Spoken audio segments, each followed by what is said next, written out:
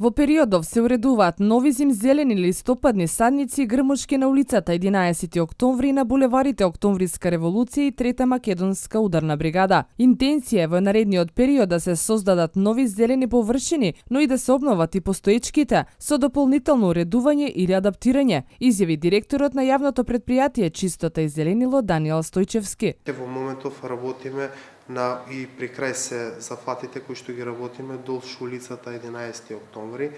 Следната улица која што ќе почнеме да ја работиме ќе биде булеварот Октомвриска револуција. На самите зелени површини се поставуваат нови насади од дрва и цвеќиња, а околу нив паралелно ќе биде поставена и нова трева. Значи тој зелен појас ќе биде возобновен.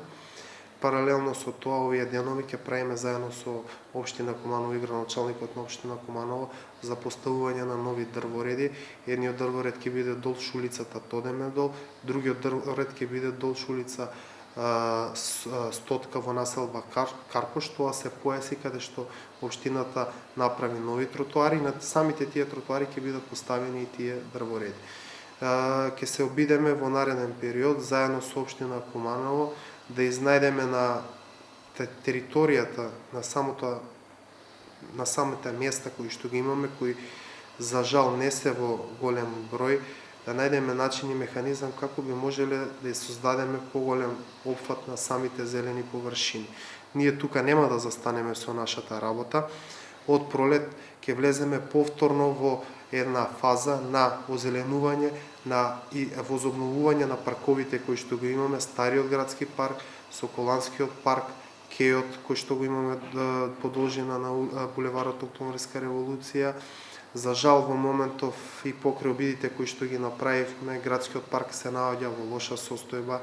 Зеленилото кое што го имаме таму не е во добра кондиција и е потребно целосно возобновување.